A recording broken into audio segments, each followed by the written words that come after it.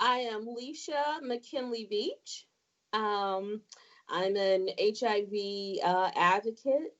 I've been doing this work for almost 30 years. I started when I was 17, and I'll be 47 soon. So yeah, almost 30 years. So I tell people I've grown up in this, right? I mean, before I was old enough to vote or buy alcohol. If you're in the country, the age limit for alcohol means nothing.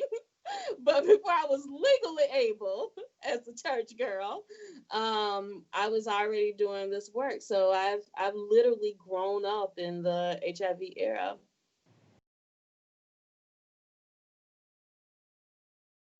So my connection to the faith community and the passion centered around my work in HIV early on in my career were actually at opposite ends, and so being raised in a very strict faith environment with that message of hellfire and brimstone, and now talking about sex for a living, um, there were major challenges around them. And so I finally had to come to the conclusion that I can't help people be their authentic self and acknowledge when they were living with HIV or they needed a prevention strategy to prevent HIV.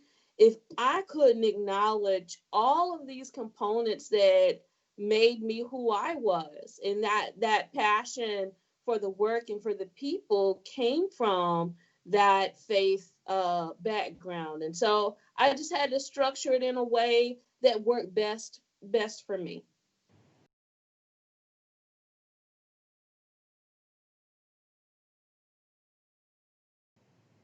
When we think about faith communities and its role in social justice, I would say let's not forget that social justice got birthed out of faith movements.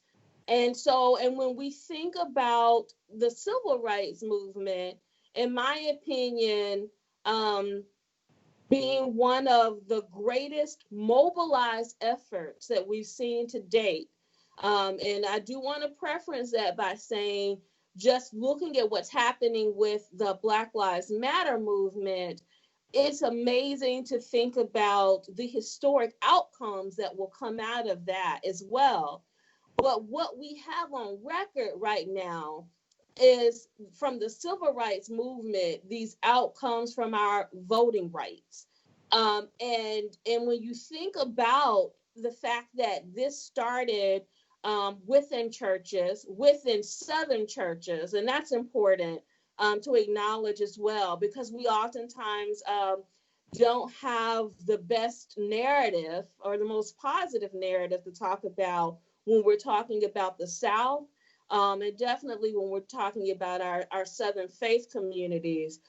But to know that as Black people, we have our voting rights because of a mobilized movement that came out of these faith institutions says that we as believers or as people from the faith community, we don't get to separate what's happening socially with how that foundation was built from a faith perspective as well. And so it's necessary for us to be a part of that.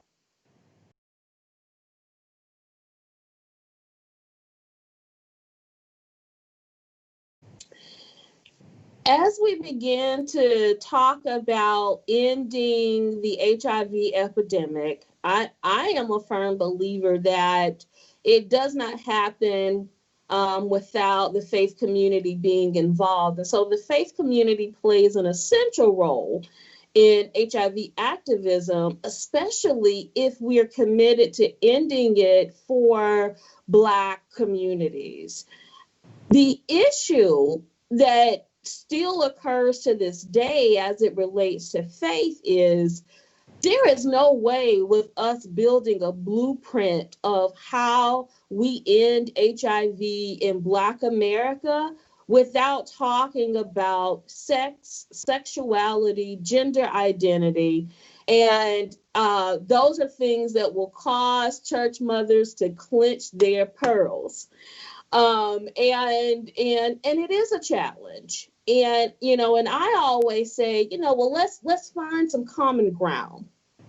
And as a part of that common ground, we have to be honest with ourselves about two things. That number one, if we're going to get to the end of this epidemic in Black America, it means that we are getting to the end of this for Black people, not just one segment of our population, but for Black folks as a whole. And that means that there's got to be, a sign-on or co-signing even by our faith leaders that's what that means, that we're not going to be fighting for one group. We're going to be fighting for us all. And in order to do that, there has to be some conversations that happen that are difficult for some. And I always say, well, let's come back to our truth, and one of the greatest influencers of gospel music, some have referred to him as the king of gospel music, which is Reverend James Cleveland, died from complications related to AIDS in a nursing home alone.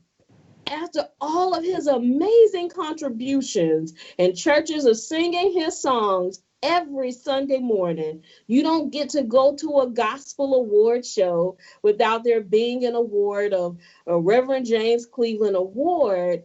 And yet this great pioneer within our gospel community is someone who died from complications related to AIDS, who was someone who was identified as a same gender loving Black man.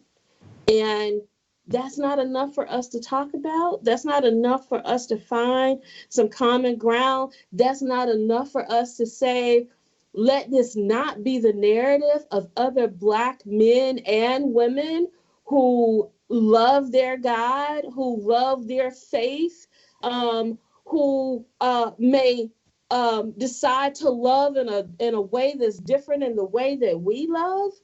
That, if love is our central point, we can't find some common ground on that. And those are the conversations that we have to have faith communities completely on board and acknowledging our truth, that all of us who worship, we don't all come from the same background. We not all cut from the same fabric. We don't all love the same way. But it's necessary for us to love our community enough that we can at least come and reason together on that.